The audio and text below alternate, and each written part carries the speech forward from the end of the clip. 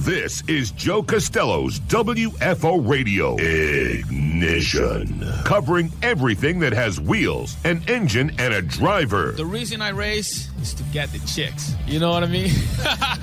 NASCAR, IndyCar, Formula One, sports cars, and NHRA drag racing. Hey, guys, just want to let you know, WFO rocks. WFO Radio is total motorsports. It's just so cool. Fasten your seatbelts, fire up the ignition, and drop the hammer. Yeah, let's do it. Now, here's your host, Joe Costello. WFO, what's up, everybody? Joe Costello back with you on the road following the PRI trade show.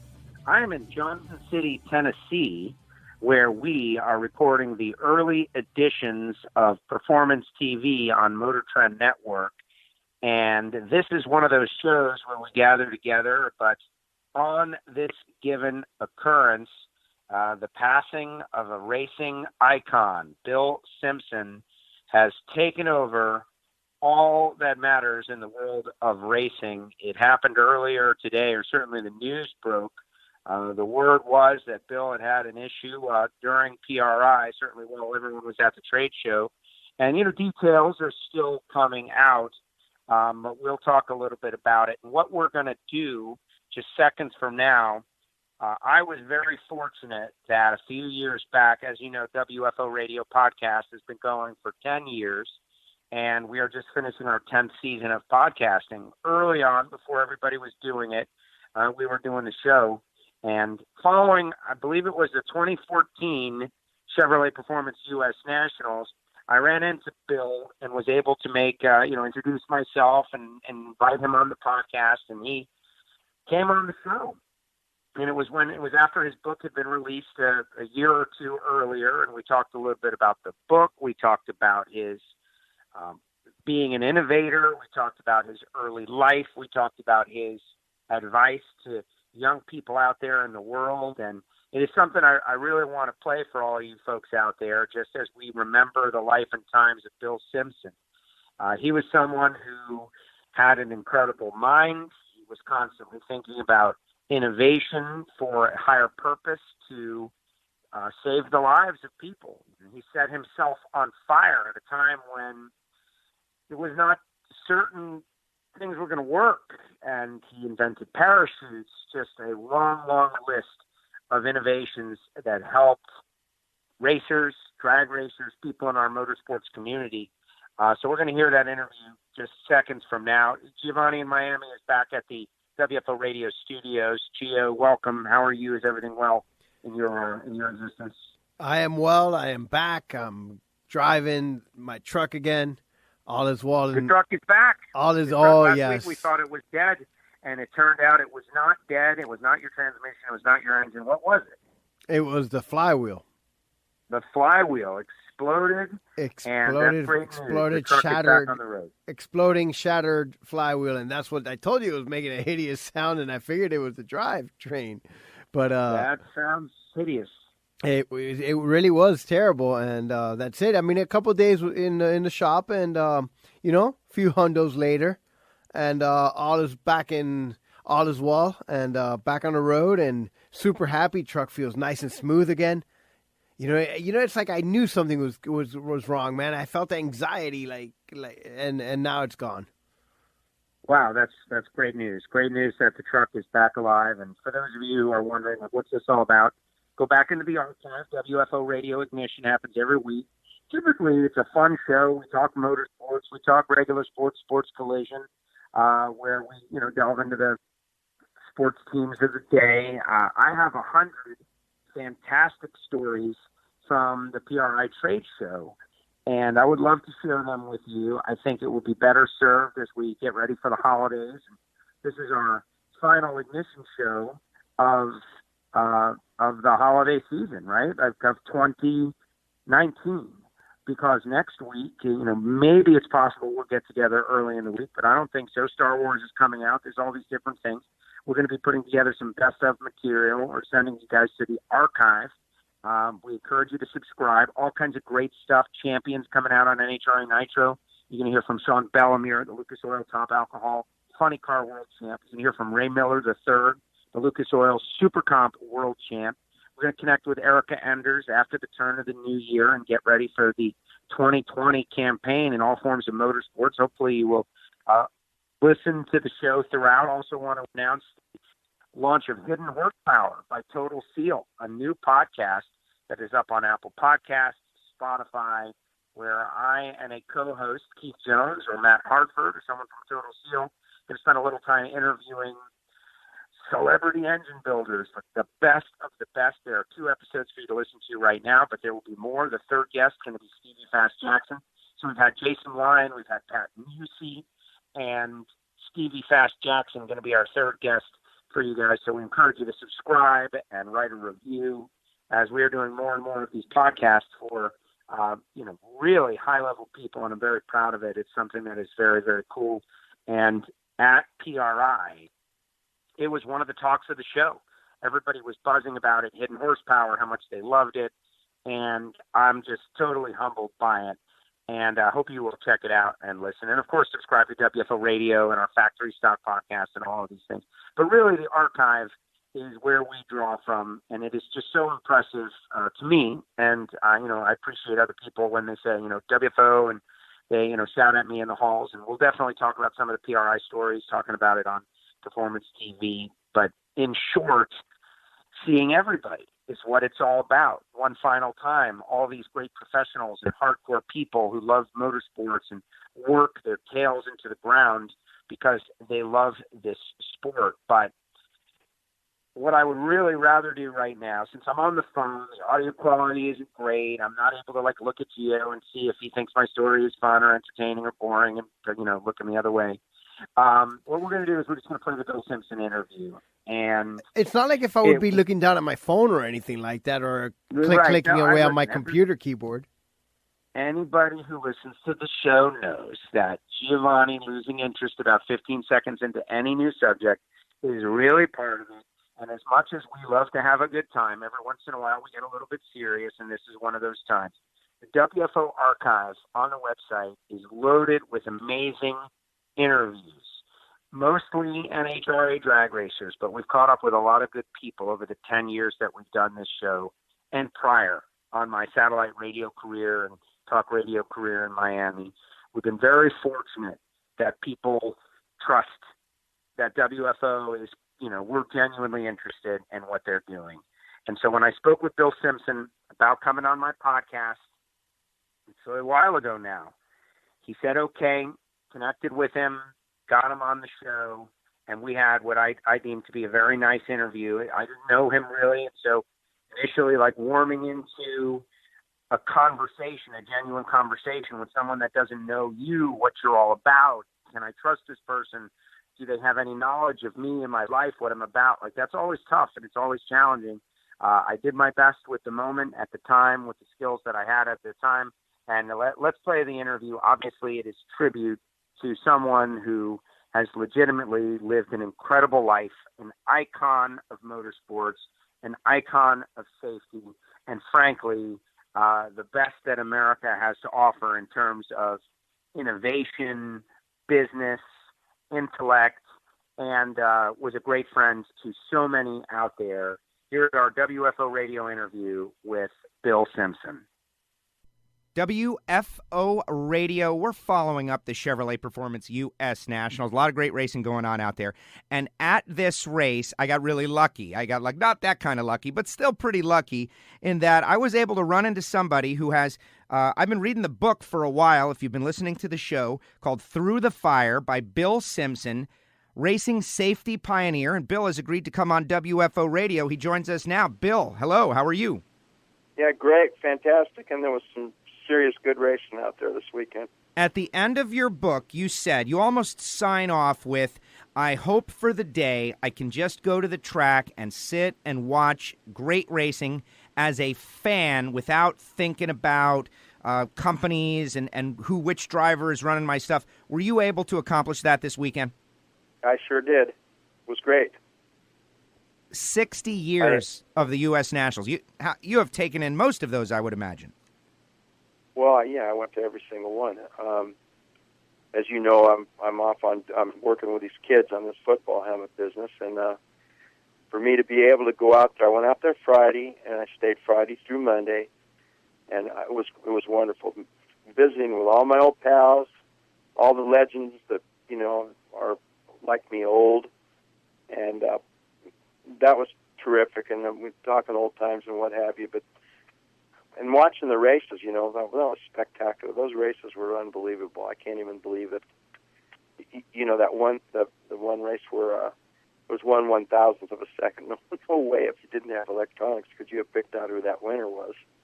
So, but yeah, I had a wonderful time. Thanks. That is great, and obviously you are a great resource in that you have seen and done so much, and reading the book as I have been. Now, that book was completed, it sounded like, in the middle to end of 2012. Is that correct? Yes, that's correct.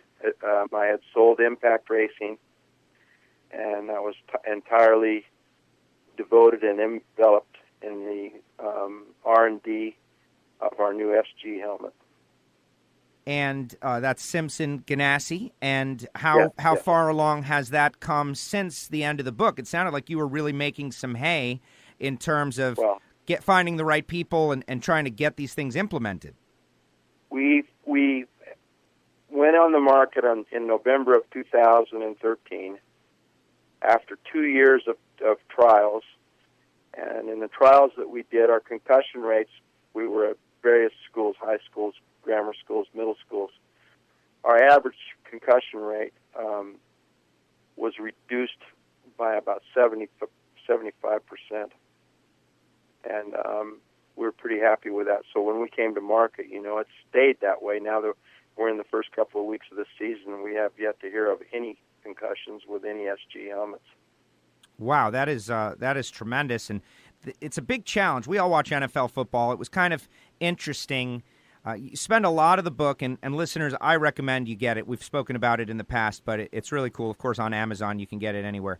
But you talk about the history and whatnot, but then focusing on your new relationships with football players, and you mentioned something that I found interesting, that the racer mentality is still different than what you may find in stick and ball sports, in that just a constant look at everything about how to try to improve it, and that wasn't necessarily there, and you are coming to the football helmet concept with the racer mentality, always trying to improve it, and it sounds like they need that. In a big way. They need it. I mean, they're the stick and ball guys think that if it was done 50 years ago this way, that's the way it should still be. And it's been tough, I mean, there's a lot of fences and stuff, what have you, but it's not a money issue for myself or Chip. And what we're doing is it's really a pretty fun project, and we're teaching people. And what's important is we're teaching moms and dads about their kids, how to protect the kids. So, but like I said, there are a lot of fences and hurdles that keep getting popped up in front of us. But we take them one at a time. Well, we know that the technology that we have, which, by the way, came from motorsports, period, and it's completely different than anything that those guys have ever seen. And they look at it and they go, "What?" They don't understand what we've done even. But it's okay. We're fine. I mean, the proof's in the pudding, if you will. Liars figure, but figures don't lie. So we're pretty happy where we're at. We're looking forward to 2015 season. We've done all of our production for 2014, and we're just moving forward now to 15. And I think that our presence will be known quite more than it is now. Is there a way, I know when I watch an NFL game, and I do not know, I know you're focusing on youth sports, which is great, but I also know that in the book you mentioned you had a couple of players wearing your helmets. Is there a way to visually identify one of your helmets? I know the ear hole on some are different. Is there a way now? Well, the only way you can identify an SG helmet is it's got a round ear hole. Everybody else has ear holes that are kind of weird shaped, like modified diamonds or modified triangles or stuff like that. But ours is perfectly round. And talking about guys from the NFL, I don't know how many of them came through the summer to the shop and got fitted, but I would say that we're probably in the neighborhood of 180 NFL players are wearing them. Oh, wow. And we're talking... Well, it's catching on. The guys are seeing it. The thing weighs half of what their normal helmet weighs to start off with, so it makes them a better athlete. But they're seeing their buddies getting whacked hard and getting knocked down, and they get up and they finish a game and they go into the locker room. They don't even have a headache.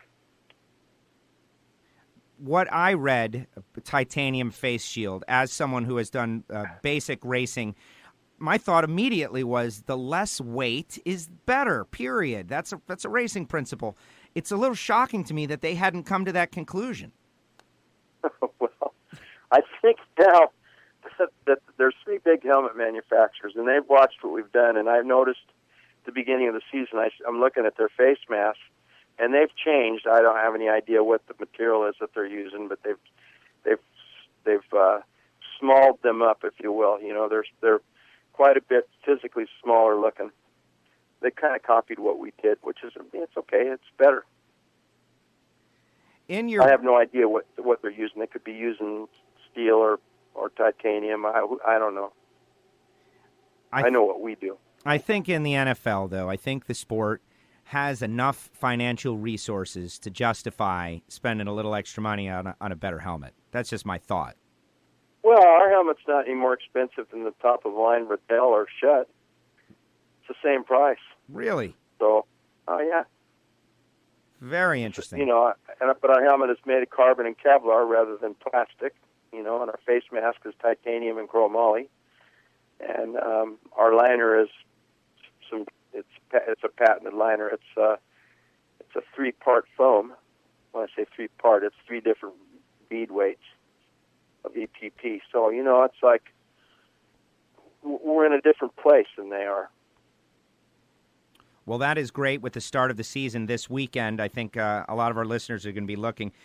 In the book at the end, there is a list of all the different innovations that you have participated in or pioneered. And, of course, the Simpson name and safety is big. I do have some questions about the state of the sport and your just general opinion. But the thing that if I'm going to tell you which one of your accomplishments stands out the most, which is, how funny is that? But the lunar rover that is still on the moon still has a restraint system designed and manufactured by you. I think that one probably is pretty amazing to most people. When I got put in the Garlitz's International Drag Racing Hall of Fame here 4 or 5 years ago, and I was sitting there, and these guys were getting up and they were getting their awards for what they had done and what have you, and everybody had great accomplishments, and it was my turn to get up there, and I think Kenny Bernstein introduced me or whatever, and I got up there and I said, okay, I've heard all the stuff that you guys have all done in this room, and I said, I've done something that none of you will ever do, and it's not been done before. I said, on the moon, when you look up there, the moon rover's there, and there's seatbelts and shoulder harness on that thing. And on the harness, it says this harness was built by drag racers. That brought the house down, and that's true. It was with a silver Marcelot pin. So yeah, I don't know if that's the greatest thing I ever did. That's because I was friends with Pete Conrad, the astronaut. I think the biggest thing for me that I've had in my life is, 1, starting the Indianapolis 500 as a driver, and 2, this last May I was inducted into the Indianapolis Motor Speedway Hall of Fame, which that's pretty serious. There's 132 guys in 100 years that are in that thing. So, but and then I am in 6 Hall of Fames, which I'm really proud of that. I don't think anybody else is ever going to do that because it's for different things. But let me tell you something. This is the most gratifying of anything in the whole wide world. I go to sleep at night knowing there's a couple thousand people that are with their kids and their wife tonight because of the stuff that we did. Tremendous. And as important as it gets, even more important than having something on the moon. Absolutely, positively. That is the most important thing. But I still think it's cool. And there's a tag. It says this was built by drag racers, quote. It's not a tag. It's been written on the lap belt and the shoulder harness. That is awesome. That is that is an awesome stat. Bill, I know you talk about wanting to slow down a little bit as best as you can, but when you're out there, you have the brain that you have, and I would imagine it's tough to not look at things and think about them in terms of how to improve them. When you look at the sport of drag racing, you just spent the past several days enveloped in it. What do you see out there, generally speaking, having a life of experience, watching the innovations come along? Do you feel things are directionally correct? Yeah, everything is, right now what I see is incremental improvements in what's going on. I had a talk with Mike Lewis, who runs Schumacher Racing, over the weekend. I saw some stuff, and I said, my opinion is if you guys would look at doing this, you might make that be a little bit better. And I still do that wherever I go. I go to a dirt race and say something, and I'm not intrusive about it. And of course, I'm not in racing anymore. However, I'm now looking from the outside in, and I can see things that I didn't see before. But it's nothing earth-shattering. It's just incremental improvements in things that they already have. We have I like to think we've got an audience that's passionate about the sport of racing, various types, whether it be NASCAR or drag racing or dirt track racing. But we gather together each week and do the show like this. At the end of the book, you mentioned you would love for there to be a young person, or better yet, a group of young people that catch the passion that you had, that try really hard, their best to continue to move the sport forward. What would you say to those people? How to do it? What's the best road to follow? The world is tough today. You mentioned the level of competition, obviously the corporate environment. There's a lot of things that are different now. But if you could motivate a young person who is thinking, should I go into this world? It's tough. What would you say? Well, here's an adage. I've been doing it since I was 16 years old. And, my first drag race was at Santa Ana Drag Strip. And C.J. Hart, some of you people don't know who that is, but he was a fixture in drag racing for a lot of years. I get down there, and I've got a 41 Ford convertible, and he says, CJ comes up to me, and I'm a 16-year-old kid, and he goes, "You can't run this car." I went, "Why not?"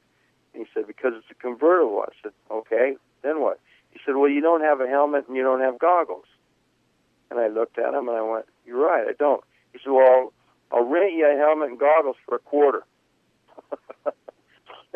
and I made a pass in this 41 Ford convertible, and I ran like 71 miles an hour. I thought I was the king of the world. But, we've come a long, long ways from there, brother. Yes. Isn't that the truth? But, the bottom line, to tell some kid, here's the thing. The harder you work, the luckier you get. And ain't nobody going to give you anything. You got to work for it. That's just the way life is. And there's a lot of kids that don't have that attitude. They think that they're entitled to something, and they're not. One story from the book I'd like to talk to you about, because, the snake was out there just doing his snake thing, and I was in the car for the track walk, him and Mongoose, and, of course, I grew up in the Hot Wheels era. I'm the kid they were marketing to, and it worked. Yep. Obviously, it worked. Yep. Here I am. But you talk about a story that it's worth buying the book just for the story, about the snake is in a feud with a legendary race car builder and was unaware of it, apparently. He didn't even know why the guy was mad at him, and that festered for 20 years, and obviously it turned into a big scene at the Indianapolis Motor Speedway. That had to be... Yeah, well, that was Butera, and Butera had a leukemia list, people they didn't like, and we got Butera and Perdomo together, and it was pretty funny, and Jim Williams, the guy who started McDonald's with Ray Kroc, was the moderator. It was pretty funny, yeah. But they got it straightened out, and Little John died a couple of years ago, as you know, and him and Snake had patched the rift that they had. So Snake-like to not really even be aware that there was a big rift. He knew there was a rift. If he told you that, he was trying to be diplomatic.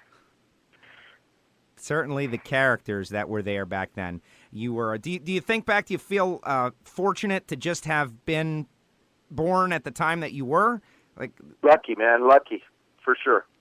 Yeah, you saw a lot of great stuff. Bill, thank you for taking the time on WFO Radio. I know you're very busy. Okay, my friend. I really appreciate it. Thanks for making the time. Very just luck that you're standing at my golf cart. Thank you for doing this. You're welcome. Bye-bye. Bill Simpson, may he rest in peace. On WFO Radio with us following the Chevrolet Performance U.S. Nationals, talking about Snake.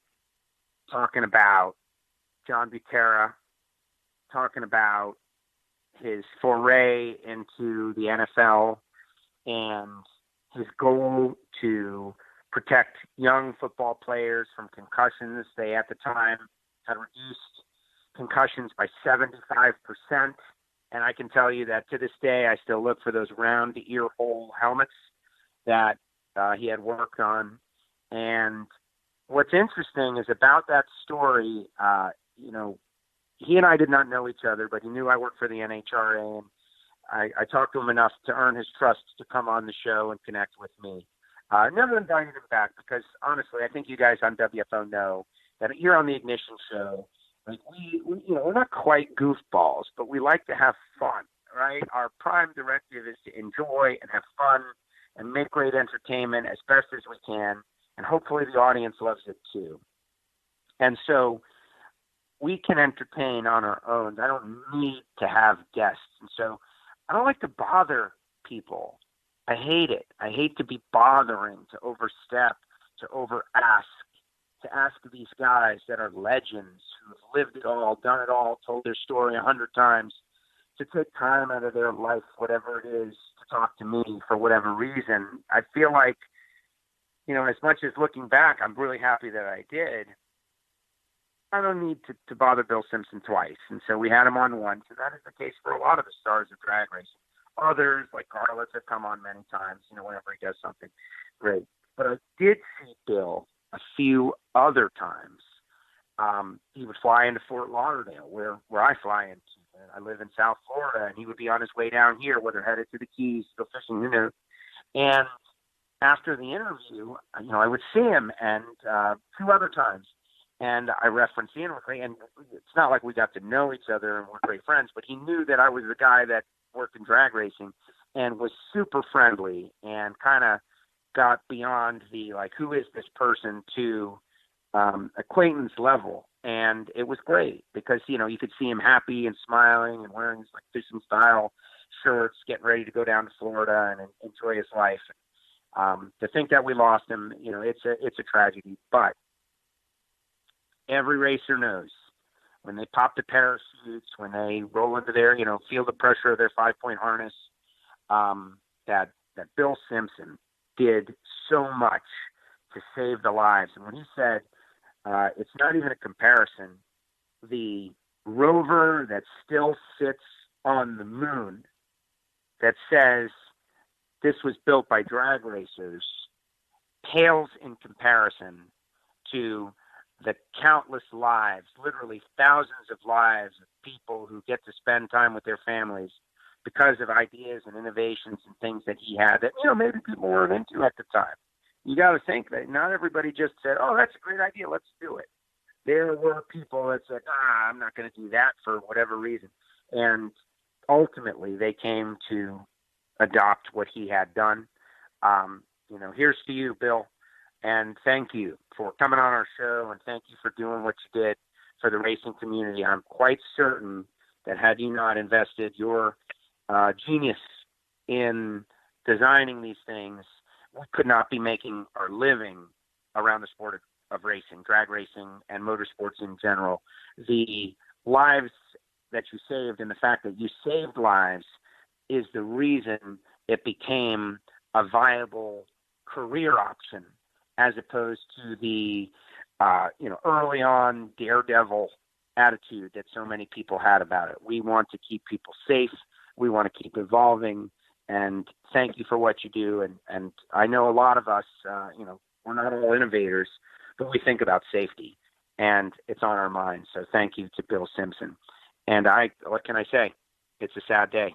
Now, as is the case on WFO Radio, we get the sad stuff out of the way first, and then we try to have a little fun, kind of at the end of like a New Orleans funeral where they bust out into the Dixieland jazz, because you got to have a little fun, right? And that is the case. And so what we'll do is myself and Giovanni, I'm sure Giovanni has got some fantastic stories prepared for us that is going to make us laugh and laugh and laugh, and we're going to have just a wonderful time. So, Gio, as much as I went to a sad, introspective place, in the first 20 or 30 so minutes of the show. Right now is your time to bring us out of it. What do you got? Woo! I'm happy that my truck is back in order. There it is. I'm excited. I'm happy. It's like everybody knows. Everybody knows. I just put a lot of pressure on you just for my own entertainment. Let's put this guy on the spot and see what he comes up with. You did have something. That's good. Good job. Good job by you. Hey, I want to thank our great sponsors. You know, we do get along. This is a final opportunity to call Marvin Rodak and get some Rodax Coffee and Grills.com right before the holidays, or Frank Hawley's Drag Racing School, the Dragster Adventure. I connected with Frank and Lana Hawley out there at PRI. Certainly, you know that they are big supporters of WFO Radio. samtech.edu, the School of Automotive Machinists and Technology. I went to the samtech.edu. They had like an after-hours party, and it was so cool hanging out. You know, Brian Massengill was there. Linda, Judd were there, and I thanked them, of course. But really, the best part was seeing the future of drag racing, of machining, of engine building, all there, kind of networking, hanging out, having a good time. But I also got to hang out with, speaking of legends, I had to hang out with Ruman, who is a chassis builder. Keith Bergen from Australia, who has come up and is going to be on our show. Many of you know Ruman, but also Ed Iskandarian, Bisky Race Cams, hanging out, having drinks with Ed Iskandarian, which was awesome. Did I ask him to come on the podcast? No, I did not, for the reasons I told you before. I'm not gonna, hey Ed, come on the show. I can't be that guy, constantly self-promoting. If it happens naturally, instead a couple of beers with Ed Iskandarian happened, and the Topolinskis. It was just a great time up there at the samtech.edu. It was a mixer. They had clients, they had businesses there, they had students, and they were putting them together, which is what we tell you about. So if you're a young person and you're thinking about getting into drag racing or motorsports, samtech.edu. Magic Drive. Did not see Scott Palmer there, but did enjoy, being out there and talking about the future of the sport. Bottom line is, regardless of what they do with the sport, we're going to have oil spills on the track every once in a while. Good news is NHRA's got Magic Drive to soak it all up. If you've got a business, a shop, instead of using clay, cat litter, you should be using Magic Dry. It is much better. It's lighter. It's organic. It's made from natural resources, coconuts. And they support drag racing. What can you say? If you got a cat, get Cat Spot. If you have a shop, get Magic Dry. And those are the people that help us out. Plus, Drag Racing Edge Magazine and EV3 Drag Racing for your mobile device. It is great stuff, and we certainly appreciate them. As far as the racing world goes, I have this glut of information in my mind in that, the Drag Illustrated 30 Under 30 came out, different stories. Bobby Bennett just released Daryl Russell Legends video. Of course, our Hidden Horsepower by Total Seal. Speaking of sponsors, TotalSeal.com, the leader in ring seal technology. They're on board with WFO Radio, and we're going to create many episodes for them. But most importantly, the reason is that you understand if you're an engine builder, you should be using Total Seal piston rings because they are better. From Formula One to IndyCar, go-karts to air compressors, they can build a ring for anything that has a piston.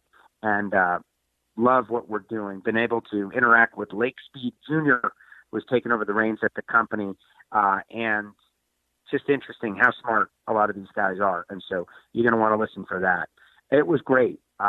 Like pulling a specific story out from PRI is very, very challenging. Talking about Roger Penske buying IndyCar, talking a little bit about seeing some of the Indy 500 cars that were there, seeing some of the cars that were there. Michael Schumacher's Benetton debut car was there. Trends at the show, there were some, but not really. I think the builds are pretty much in place. Still the domination of Outlaw Racing, no prep racing. It's going. I saw a huge autograph line for Tony Stewart. That was a happy moment for me. Speaking of friends with Bill Simpson, Tony, you always judge by the line, the autograph line. Who's at the end of this line? Is it John Force? Is it Tony Stewart? Is it the Street Outlaws guys? And over the past couple of years, it was certainly Street Outlaws guys. Tony Stewart had a massive autograph line, which was cool. We featured many different cars and booths and products for Performance TV on Motorsport Network. That's 8:30 a.m. on Sunday morning. Set your DVRs. Do it right now so you never miss your show. And we're going to have a good year. Started off with SEMA. Now did 2 shows at PRI, working in Johnson City right now on a couple more episodes as we break for the holidays.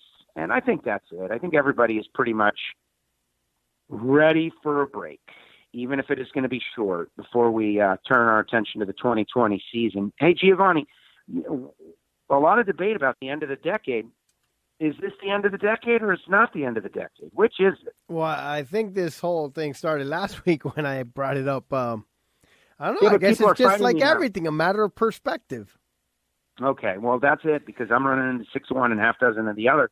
They're all saying it's like, yes, no, and it's like I'm giving up. So anyway, I'm calling it the end of the decade, and the new decade is coming. I'm going with that. It's my perspective, because we are no longer in the teens. We're now in the 20s, right? 20s, 30s, 40s. And when that first number changes, I think the decade changes. And so the third decade of the 21st century. Yeah, sure.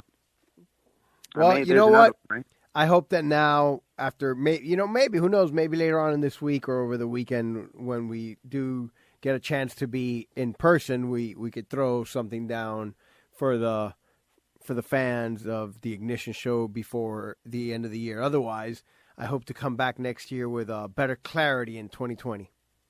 Well, you know what's interesting is that the Ignition show is the holdover from my talk radio career, whether it be in Miami or on satellite, where I really don't like to be limited to any one subject.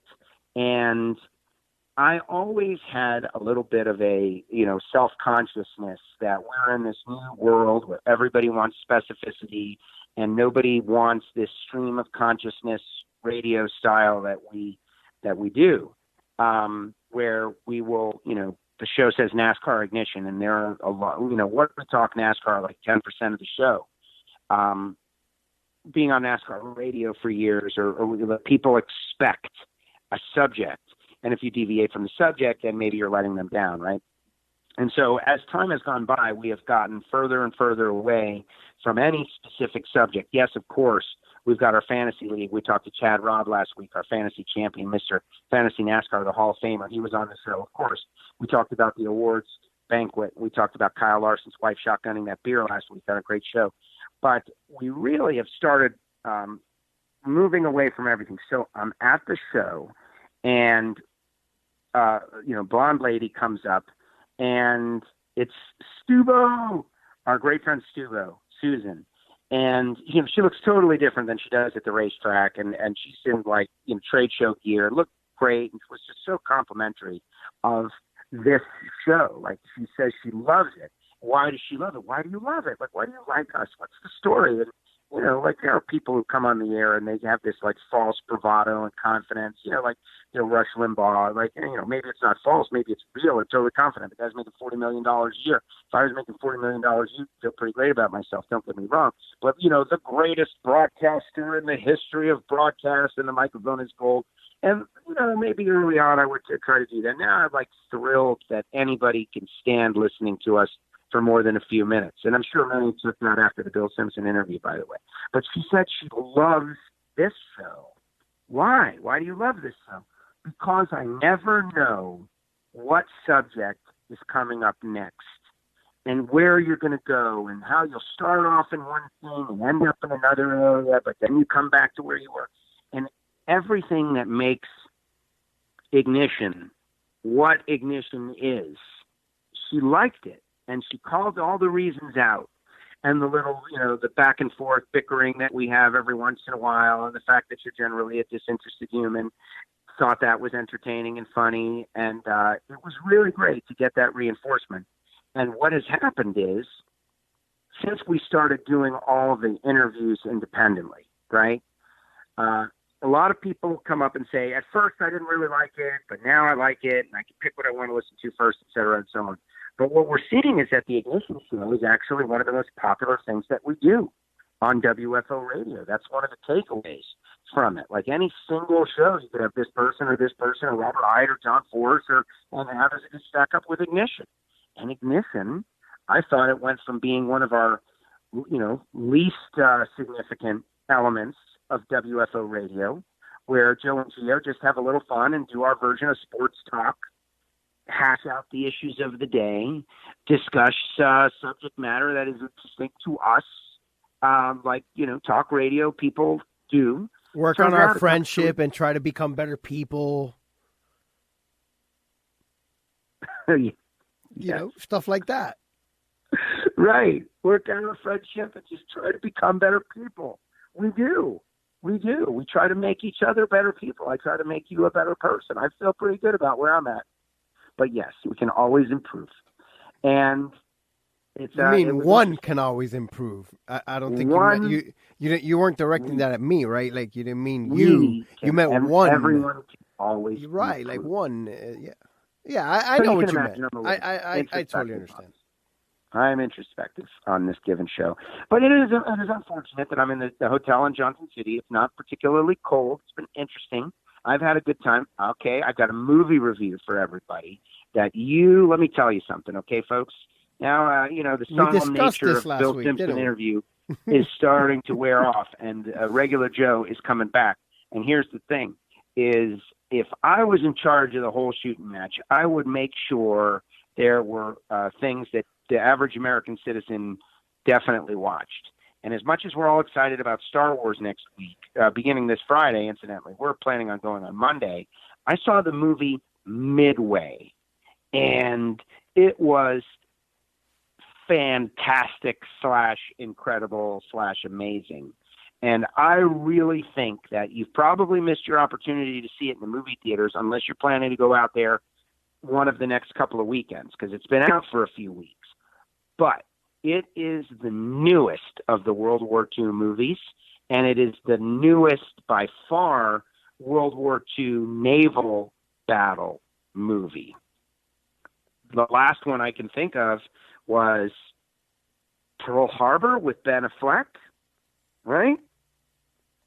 I mean, something had to have come out after that, but I don't think so, man. I'm like big movies. This is a blockbuster. Woody Harrelson's in it. Dennis Quaid is in it. There's a lot of big stars. And it was so great. It was emotional. It was intense. Some people have a little problem with some of the graphics, obviously computer generated graphics, and they kind of went with like a look that made it look a little bit like, colorized black and white footage, if that makes any sense. Yeah. And so some people got a little bit of a hang up on that, but you get past it immediately. It is fantastic, and it really is such a patriotic moment. If you are in any way like, feeling like if you want to reactivate the passion and the patriotism and the understanding of what our grandparents did to put us where we are, you got to see Midway. It was awesome. There's nothing like, a world in the United States of America where there was no evil, right? Like everyone was fighting a common evil and everybody was trying to be their best self. That's what it depicts. Like even the people that were the main characters, and these are real characters, right? These are not fictitious stuff. These are it's a bio docudrama kind of thing, Dick Best, Nimitz, it's just incredible personality.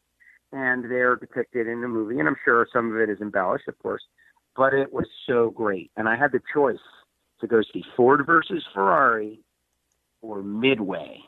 And I did my, best due diligence, and I thought, you know what, man, I got to see Midway. And I love the original Midway. Back in the day, I'm sure you've seen it all 100 times, black and white or bad color, and it stands up to it. It's great. They did a great job. And I loved it. I think everybody should see it. Everybody should go see Midway. It was that great. Now, I know we're all going to see Star Wars, and we can't all go see like 10 movies a day, and I get it. But this one is worth it. And when it comes out on cable or on pay-per-view, or you like plan it, make your kids watch it, explain to them, this is real. What these guys did are real. Dive bombers. Like, Dick Best as a dive bomber. Like, what was that like, dive bombing? There's nothing that Luke Skywalker did in an X-Wing fighter that is remotely as impressive as what Dick Best did in whatever kind of plane he was flying, a Corsair or otherwise.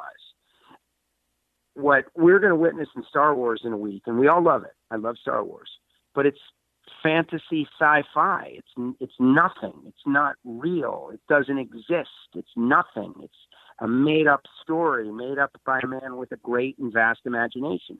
And what Midway is real children of real Americans doing unbelievable things for love of their families and their country. It's incredible to go see, modern special effects flying into a wall of lead being shot at you by the enemy while they're coming at you. It's incredible. That's all I can say. It's the best possible review. Of course, I love World War II stuff. But to me, I couldn't help but think about my grandfather. I couldn't help but think about my father and the way that they raised me, having experienced my grandfather directly that situation. He was over Europe, and my father going into the military afterwards and being a war baby. Amazing stuff. Amazing stuff. Everybody should see it. Should be a discussion point for everybody. Like, wow, they really went through that. We should try harder to get along now because they sacrificed so much. But anyway, that's my movie review. Let's get into the sports collision, Giovanni. I mean, is there any racing news? You know me, I'm kind of out of the loop. I just left PRI. I'm overloaded with stuff, various storylines out there, but I think the Bill Simpson news has just overtaken everything. Anything else we need to discuss before we move into the world of sports? No, not really. In an NHRA related one, I saw Tanner Gray got a full ride for next year truck racing. Yes. And Tanner's got talent. I love that we got him. Hey, we'll get him after the turn of the year. Yeah, we'll just keep requesting Tanner until he becomes too big to come on the show. We'll see when that is. Yeah. And other than that, it's like I think this is the couple of week stretch where like news kind of winds down, except for stories like this about Bill Simpson, unfortunately. But other than that, everybody's getting ready for the holidays. The sports world, I mean, all kinds of stuff is going on there, and in our favorite sport, really, baseball, it's free agent frenzy is going on, and the Yankees did. I'm not sure if this had already happened last Monday or not, but it did become official for their 3 days in a row. There was giant signings, and the great Garrett Cole is now a Yankee, and it took like over $300 gazillion to do it. But you know what? It's not my money. The Yankees are a printing press, and very glad to bring him on board, and World Series or bust. Two out of the next four, I think, is what really you got to get. You know what? As long as they get to the World Series is pretty much it. It's baseball, and it's the ball bounces funny sometimes. Don't do that. But they just got to get to the World Series. We lose the World Series. No, I don't want to lose four. But yes, they got to get to the World Series and win them. That's it. Right. But there was a 12-year period where we got to 9 World Series and won 6. And that's what I'm talking about. You can't be expected to go 9-0 every time, or undefeated every time you get to the World Series. A lot of people are very angry about this Garrett Cole signing. I don't think that they should be. First of all, for several years, the Yankees did not go on a crazy spending spree, and they did grow their own talent from within the organization. Now, this one is one that they had to get, and this is what we've said. Like, this is what it means to be the Yankees. When there's the guy that everybody wants, you can make an offer that he can't refuse. And that's exactly what happened. But he could have gone somewhere else. The other teams, like the Yankees, were what, $324 for 7 years? I believe that was the final figure, yeah, $324, okay, so, $36 million a year. Okay. So if the Yankees the Yankees did. Let me let you behind the scenes. There was a lot of that was the talk once Strasburg signed and got I think he got 7 years, $245. Behind the scenes, they started talking that this guy was going to get minimum 280, and the 300 and the number 300 came up real quick. So it wasn't just the Yankees didn't outbid themselves. There was about 3 or 4 other offers that were very comparable, but in the end, New York finally took care of business. Give them the money, and now all of a sudden the Yankees rotation looks great. They still got to do it, but you got Cole, you got Tanaka, you got Severino. Like all of a sudden, everybody just got way better. Paxton, right? Man. By the way, this guy makes the bullpen better because he pitches 7-8 innings like no problem. He'll close out a game and get right. The Yankees just got the best pitcher in the league in his prime for the next 7 years. Like, this is a new spot for us. We're in a great spot. I know the Red Sox. It is what it is. And let us be happy because we were sad. You Houston people, that's what you get for cheating, y'all. That's it. What else? Other free agent signings that has been going. Everyone's been excited about that. Strasburg re-signed with Washington. Rendon, their big third baseman, signed out with the Angels. And there's been a lot of other minor signings, but there'll be some more big-time pitchers. Madison Bumgarner signed with Arizona yesterday. Yeah, I saw that. Zach Wheeler and Didi Gregorius are both in Philadelphia. And so the money's being paid out this year, which I'm happy to see because in the last couple of years, the baseball free agency had gotten very, very boring. And I don't know if guys were just planning to splurge now in these coming years, but good to see guys getting paid. And, I know sometimes these salaries seem outrageous, but believe me, if somebody's willing to pay this, they're making a hell of a lot more. Well, and that's the thing. It's like a lot of my friends were very aggravated that nobody should make that kind of money for playing a child's game. And I get it, but if the money is being generated, who should make the money, right? And that's the crux of the deal. Like some people I would know, Mrs. Giovanni says, well, that's why tickets are so expensive. And the answer is, yeah, that is. That's why tickets are so expensive. But people are willing to pay.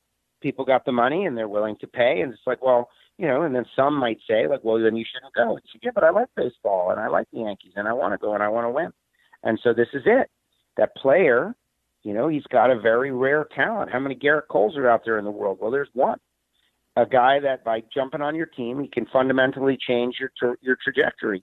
And you can become a World Series winner. What's that worth? Well, I don't know. Winning the World Series is probably worth a lot of money.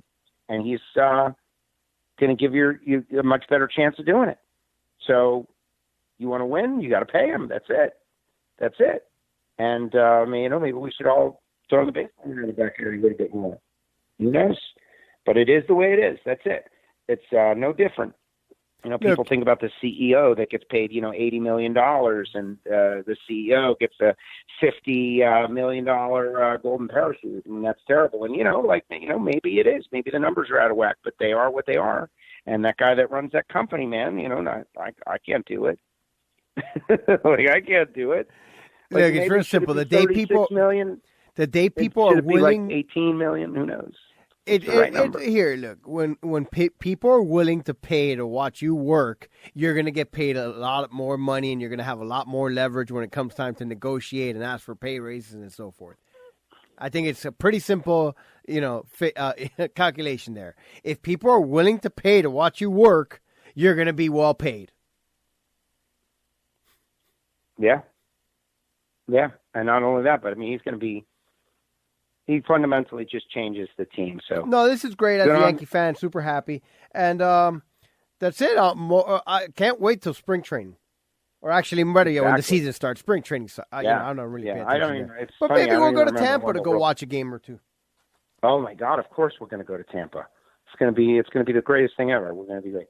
All right, so there's that. The Miami Dolphins lost again. Good job. They lost to the G-men. They lost to the Giants, and Elijah got a great ovation. It was all like a farewell to Eli there. It seemed only appropriate that he was able to go out on quite possibly his last home game with a victory. many games are left? There's 2 games left in the season, but remember, he's no longer the starter. And I think the other kid's coming back next week. Yeah, but I don't care about Eli. I mean, I get it. What do you mean you don't care about Eli?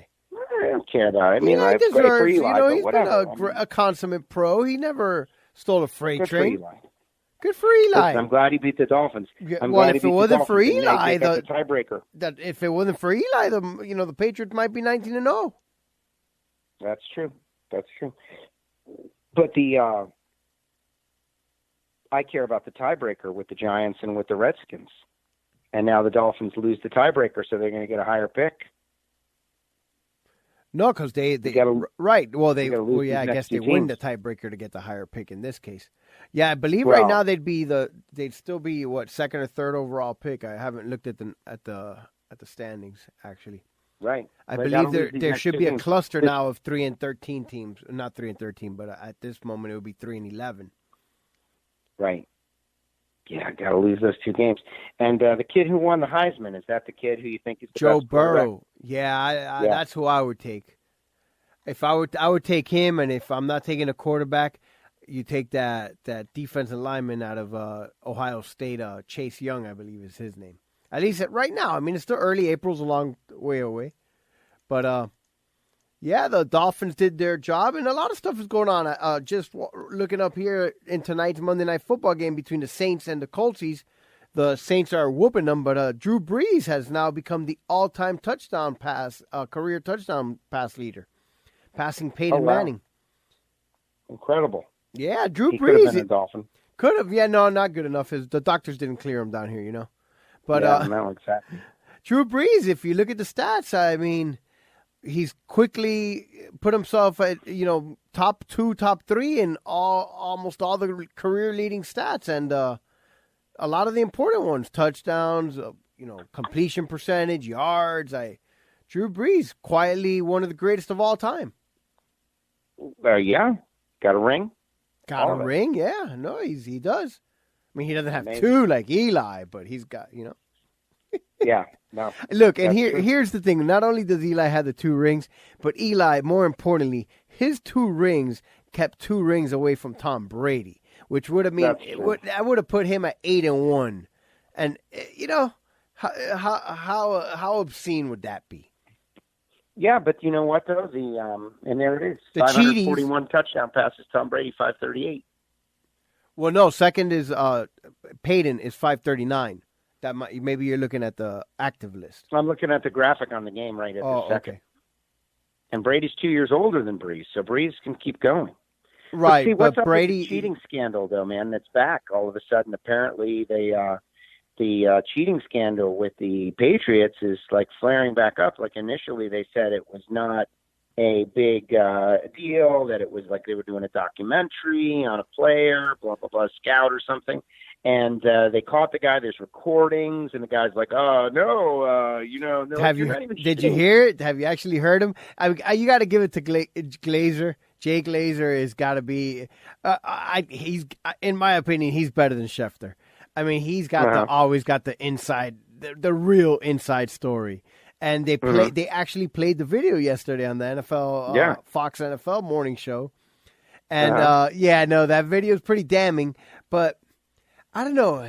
I got to tell you, deep down inside, I almost feel like if they threw this guy out there like to the wolves as a distraction, and that there's some worse, sinister caper going on behind the scenes, because at this point it's like, how dumb would they really be to have just some guy in a Patriots uniform, jersey, not a uniform, but a jersey, Boston guy, filming with permission to film, just standing there doing something that theoretically he's not supposed to do. And then he sounded terrible. He sounded like so guilty of everything. He sounded guilty? Yeah, absolutely. He sounded very guilty. The audio was terrible. Very guilty. I can delete it. No. Don't delete it. We got you. We want to know why you got this video. Well, it's my bad. No. We got you. Against the freaking the Bengals, by the way. Like, why? And that's doing? it. That's it. And I'm wondering what is the real thing? You know what I mean? Like this is almost like the distraction to what's really going on. Yeah, almost well, like hey, just really throw the camera guy out there and just let them stand there filming their sideline while I don't know, while they go steal the money from the safe. Well, I don't know, man. I don't know what to say, but it is what it is. Ultimately, you got the Houston Astros. Yeah, well, no, look, Patriots. In my opinion, I think all these teams, all of a sudden, it's the thing is that is who knows, right? Like maybe they didn't do anything, or maybe they did. You just don't know.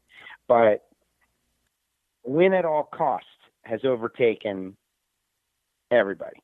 Like if you win by cheating, I was thinking about this, and I want your answer.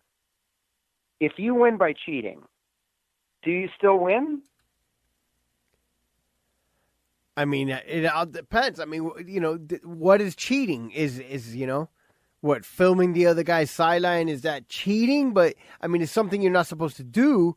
But how are you cheating? Like in the end, the same thing.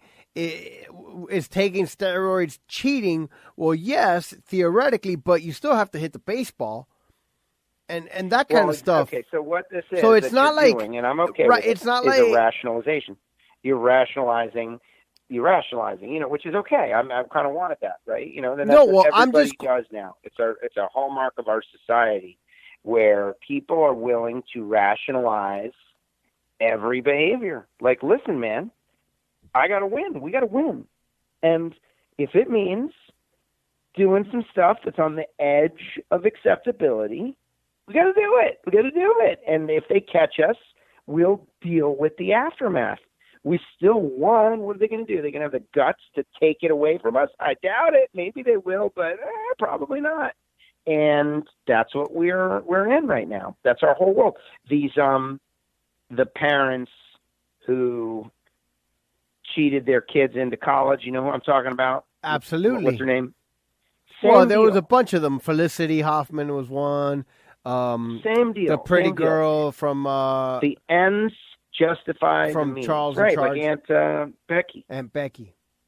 Man, I loved Aunt Becky. Aunt Becky was as hot as they. Like I thought she was hot. Like there's a difference, hot and pretty. She's super pretty.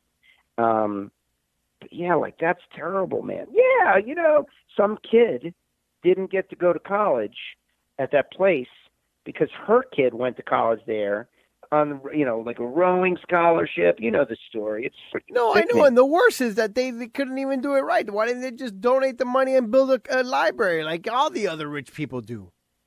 Yeah, right. They do some shady stuff, put it in someone's pocket. Anyway, that is what's happening now. The win at all costs, no matter what. You got to win. It's like it's worth it because there's no consequences. There's no consequences. Look, not equivalent to the benefit of winning. Like, we win the Super Bowl, or what? They talk smack about us. No one's really going to find out. No one's really going to know. We'll just deny it. We'll just deny to the end, and no one will know, and that's that. What are they going to do? They can come up with some sort of hard evidence. Even if they do, nobody will believe them, or at least our people won't believe them, and so we're good to go. And that's what's happening all across the world. We got to find something to cheat at. Yeah, I don't know what. I guess. But look, my just thought is like, I'd like to be given some kind of empirical data that says that this helps them beat the opponent, because in the end, we've heard.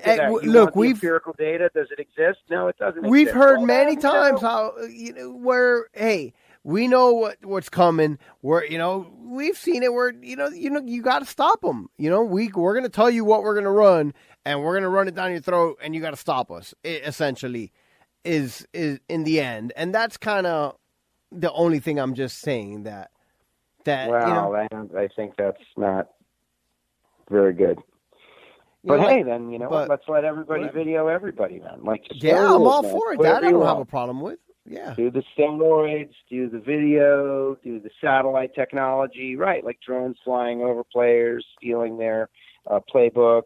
Let's go all out with this deal. But whatever, maybe they didn't do it. Who knows?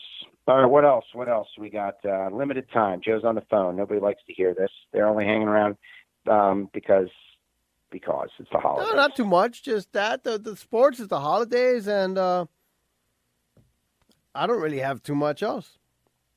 You excited about the Star Wars? Yeah, ecstatic would be the term. Are you? That's it. Yeah, I mean, know I kind of crapped really, on it a little bit when it compares to Midway, but it's just, it's just a statement of fact. One is based in real, and the other is based in just fantasy. It's basically a copy, by the way. The dive bombing and all that stuff. That's all really just kind of a copy. Yeah, I know. Whatever. I don't let you poo-poo my fun. When, by your rationale, then the only movies that we should be watching and paying attention to are documentaries, because everything else is just dumb and mind-numbing entertainment of 2 or 3 hours. Well, no, I didn't say that. I said you should definitely make time to watch those things in addition to the mind-numbing entertainment. The problem is so many people only watch the mind-numbing entertainment and leave out the very beneficial information / documentary movies. By the way, this is not a documentary. You know what I mean? It's like I understand what you're saying. It's an action movie. It's an action movie, but the thing is, it's real. It's based in reality. They showed the Doolittle raid. Like, amazing. These guys, what were they doing? The courage, like the real courage. Luke Skywalker, who I love, he's kind of a whiny guy, even in the end. Whereas these guys were real courageous humans that happen to be American, and they saved all of us from a fate that is, probably pretty negative. That's all. Watch Midway. See Midway. You're not going to be able to catch it in the theater because I don't expect you to go to 2 movies in a week. Like, that ain't going to happen. You're on for Star Wars, but when it comes on the TV, you should watch it. All right, I will. Yeah, great. When it comes on the Disney Plus. Well, then I don't know if it will come on to Disney Plus. Mando, the child. Yeah. See, I don't know, man. I don't know what's happening to me. I'm losing my taste for things that are of no consequence. But I love Star Wars, though. Don't get me wrong. They better end it right. That's all I'm saying. I'm a little nervous. Maybe that's it. Maybe I'm a little nervous, man, that they're going to muff the ending. They always do. They always muff the ending. Yeah, but don't worry about it. It's just the ending of this part of the story. There's going to be a gazillion other, spin-offs, and we're seeing it now. There's going to be the Kenobi story, and there's a series coming out on Kenobi or a miniseries or something. It's I like that. Come on, man, the mouse. You think the mouse is going to just? No, I know the mouse is going to go crazy with everything. There's going to be endless stories, like countless millions and millions of stories for the rest of our lives. It's going to be the Avengers, and it's going to be Star Wars. We're going to be 90 years old, and they're still going to be cranking them out. They're going to be cranking out countless stories about Star Wars and about the Rebellion and about the Sith and about the Avengers and about Iron Man and Son of Iron Man and Spawn of Iron Man and Iron Man's cousin twice removed from a roommate. It's going to be great. It's going to be like the Kiss tour that's never going to end. It's never going to end. Gene and Paul are going to hire 4 guys to just still continue to put on the makeup and play the classics and go out there on tour and generate the revenue, and they'll just be like 4 paid musicians, and Gene and Paul sit at home collecting money. To play like the Jersey Boys version of Kiss, and it's going to be like Kiss at the theater. It's going to be go see Kiss to play. Exactly. That's where we're at right now. That's where everything like is. The Kiss Man Group. The Kiss Man Group, like Blue Man Group. Exactly. They're going to be in Vegas, the whole thing. I'm pretty confident that we've covered all subjects here, at least. I mean, maybe there's one that we haven't covered, but that's the great news about WFO. Let's talk a little bit about the holidays, obviously. All you listeners out there, on the phone, you must be big fans of WFO, and we appreciate you. Like I started to say earlier, the Ignition show is the show I started out doing talk radio. What I wanted to do with my career was to be on for a couple of hours, 3 to 4 hours, 5 days a week, creating entertainment that like brings people together, like our community or our larger racing community, which we're not all in the same place, but we certainly all have the same mindset. And with this Ignition show, we've been able to do that somewhat. We've got a good little audience, but we would love to get bigger. And the only way that happens is by you telling people, hey, man, this podcast is cool. Check it out. They're fun. No expectations, man. That's not what it is. You're not going to get a degree by listening to this. You're not going to be the inside guy knowing all the stuff that goes down. You'll know some stuff. And you'll learn some shit. Some of it, but I can't make any promises. That's the thing. No promises. What it is that you get to hang out with a group of people that were generally like-minded, I think, and, stream of consciousness. Stuff goes down. Who knows what it will be? And that is it. Like on this given edition, you got to hear a throwback interview with Bill Simpson, and we got to pay tribute to this man's life and what he did. I think that's pretty cool. And that's it. All right, Giovanni, that's all I got. Tomorrow I'm headed to Performance TV and then back home to WFO land and sunny South Florida for the final time before the holidays. And I am very excited to get back. Oh, sunny South Florida indeed. Is it? It's hot? It's not cold. I mean, I don't want to tell you, it's in the 80s. Oh, my God. See, I'm really hoping for 4 days in a row where we get 40 degree weather so we can kill all the iguanas. We need the iguanas. There's too many iguanas. Yeah, that's not happening. We got a problem. It's 78 degrees as we speak. No, the iguanas are not dying in almost 11 o'clock at night on the East Coast here. Yeah. So, yeah. 85. Oh, my God. 78. 11 o'clock at night? Wow, really? That's unseasonably hot. We had a couple of cold days, a week or so ago, where it was like 60 in the morning. 59. Yeah. Yeah, but still, though, 80 degrees at 11 at night, that's ridiculous. 78. It's not 80. Okay. Anyway. Anyway. That's it. I want to wish everybody a happy holiday on my part. And like I said, we'll see you in 2020 with better vision. Exactly. On the other side, new decade, moving forward, the Roaring 20s, Part 2. We are coming at it. The 1820s, the 1920s, the 2020s. This could end up being a great decade where we go out there and experience like the best times of our lives. And we go and we get past all our problems and we just experience prosperity. Like that's what we're all hoping for. The 1920s, maybe not the best example of that. Hopefully we'll do better in this century. And that's it. Merry Christmas and Happy New Year and Happy Hanukkah and whatever holiday you happen to celebrate. Festivus for the rest of us. Absolutely. Giovanni, grievances that I would like to air with you will be done in person, not over the phone on the air. So you don't have to worry about that. That's good. The airing of the grievances. The feats of strength, we'll definitely we'll partake in that as well. Oh, the 2-mile run, yeah. The 2-mile run. You know what? People have been asking about the 2-mile run, and I haven't given up on it. I know you've been secretly training, so I'm thinking you could probably do it after all the training you've done, but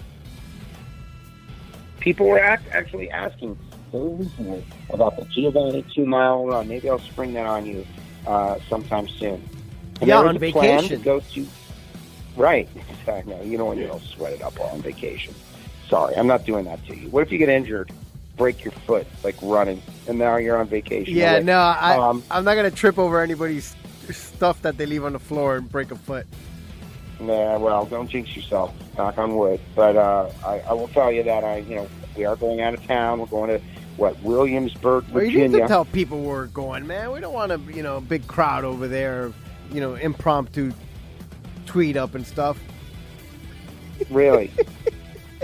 the giant, massive celebrities we are, they'll all be like patrolling Williamsburg, going house to house to locate Giovanni in Miami. Yeah, somehow I don't see that happening. You know, it would be weird though.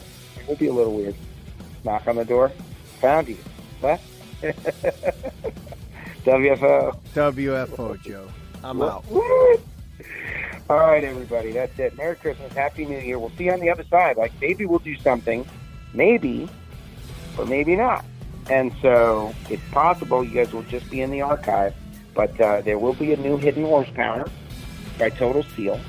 And definitely please subscribe and write a review. And if you haven't written a review for WFO, we encourage you to do that. And, big thanks to Alan Reinhardt. NHRA Nitro will come out. Sean Bellemere and Ray Miller III. That is coming out. We're going to catch up with all the champs we have yet to catch up with on the other side. And that is it. It is now time for us to end the 2019 season of WFO Radio. Of course, you can follow all our social media. I posted a lot of pictures from PRI up there. Had a great time. But now it is over. Giovanni, you may play the music and take us home. Unless it's already playing, I just can't hear it. That works for me. WFO, everybody. We'll see you on the other side. WFO! The views and opinions of the hosts, guests, or callers do not necessarily reflect that of the station ownership, advertisers, or agencies. I love WFO Radio.